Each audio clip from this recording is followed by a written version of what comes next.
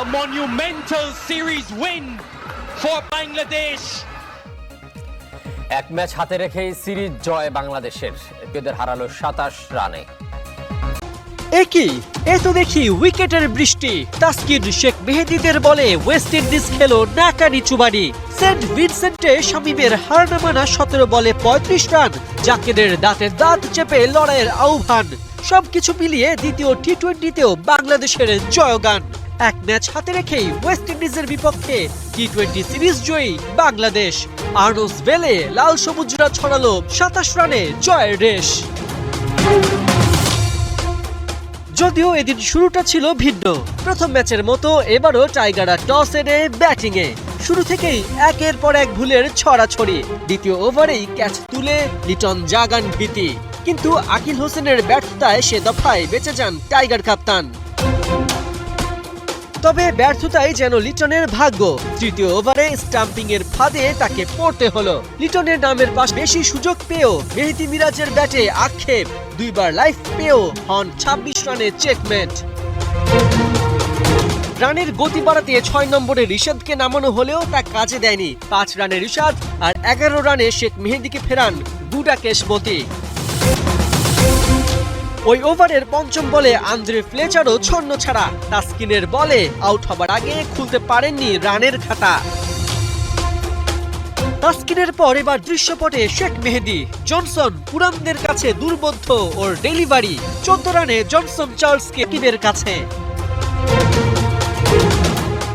শেষ পর্যন্ত টাইগার বোলারদের দাপটে ওয়েস্ট ইন্ডিজ 9 বল আগে অল আউট হয় 102 রানে। বাংলাদেশ পায় 27 রানের দাপুটে জয়। আইসিসি চ্যাম্পিয়ন্স ট্রফি নিয়ে আবারও তৈরি হয়েছে জটিলতা। এবার আসরের ভেন্যু তালিকা থেকে বাদ পড়তে যাচ্ছে পাকিস্তানের রাওয়ালপিন্ডি স্টেডিয়ামের নাম। মূলত সম্প্রচার প্রতিষ্ঠানের খরচ কমানোর জন্যই আইসিসি এমন সিদ্ধান্ত নিতে যাচ্ছে বলে গুঞ্জন গণমাধ্যমে। আর সেটা হলে হাইব্রিড মডেলের চ্যাম্পিয়ন্স ট্রফি হবে পাকিস্তানের করাচি ন্যাশনাল ও লাহোরের গাদ্দাফি স্টেডিয়ামে। চ্যাম্পিয়ন্স ট্রফি নিয়ে ভারত পাকিস্তানের যে দ্বন্দ্ব তা একটা মেগা সিরিয়ালের চেয়েও কম কিছু না, যা চলমান রয়েছে এখনো। যদিও শর্ত জুড়ে ভারতের হাইব্রিড মডেলের দাবি মেনে নিয়েছে পাকিস্তান, তবে এবার জটিলতা তৈরি হয়েছে পাকিস্তানের ভেন্যু নিয়ে। পাকিস্তানের 3 ভেন্যুতে হওয়ার কথা 2025 চ্যাম্পিয়ন্স ট্রফি। তালিকায় আছে করাচি ন্যাশনাল স্টেডিয়াম, লাহোরের গাদ্দাফি ও পাঞ্জাবের রাওয়ালপিন্ডি স্টেডিয়াম। ভেন্যুগুলোর সংস্কার কাজও প্রায় শেষের দিকে। আর এই 3 ভেন্যুর জন্য পিসিবির ব্যয় হয়েছে প্রায় 17 বিলিয়ন পাকিস্তানি রুপি। তবে এবার চ্যাম্পিয়ন্স ট্রফির আয়োজক সত্য হারাতে যাচ্ছে রাওয়ালপিন্ডি স্টেডিয়াম। হাইব্রিড মডেলে দুবাই আন্তর্জাতিক স্টেডিয়ামও পেয়েছে চ্যাম্পিয়ন্স ট্রফি আয়োজনের দায়িত্ব। ভারতের সব ম্যাচ হবে সেই ভেন্যুতে। ভারত কোয়ালিফাই করলে ফাইনাল সেমিফাইনাল হবে সেখানে। আর এতেই বেঁধেছে যত বিপত্তি। 2031 সাল পর্যন্ত আইসিসির সব ইভেন্টের মিডিয়া রাইটস ভারতের স্টার স্পোর্টসের দখলে। তারাই জানিয়েছে আপত্তি। তাদের মতে দু দেশ ও এক ভেন্যু থেকে আরেক ভেন্যুতে ম্যাচ আয়োজনে খরচ বাড়বে সম্প্রচার প্রতিষ্ঠানের। গণমাধ্যমের খবর, তাই আইসিসির কাছে ভেন্যু সংখ্যা কমানোর দাবি জানিয়েছে তারা। বিশ্ব ক্রিকেট নিয়ন্ত্রণ সংস্থাও নাকি সম্মতি দিয়েছে তাতে। এর জন্যই ভেন্যু তালিকা থেকে বাদ দেয়া হবে রাওয়ালপিন্ডির নাম, যদিও এখনো আসেনি চূড়ান্ত কোনো ঘোষণা। আগামী ফেব্রুয়ারি থেকেই হওয়ার কথা চ্যাম্পিয়ন্স ট্রফি, তবে এখনো সূচি প্রকাশ করতে পারেনি আইসিসি। তামিম হোসেন জানাবো, জিতেই চলেছে রংপুর ও ঢাকা মেট্রো। বরিশালকে 7 উইকেটে রংপুর ও শ্বাসরুদ্ধকর ম্যাচে সিলেটকে 1 রানে হারিয়েছে ঢাকা মেট্রো। আরেক নাটকীয় ম্যাচে মুশফিক হৃদয়দের রাজশাহীর বিপক্ষে জিতেছে তামিমবিহীন চট্টগ্রাম।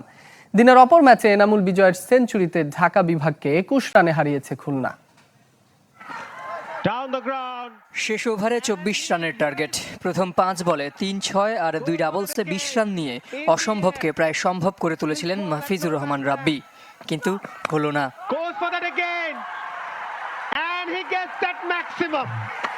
জিততে শেষ বলে 4 রান লাগলেও 2 রানের বেশি নিতে পারেননি 2023 যুব এশিয়া কাপ জয়ী অধিনায়ক।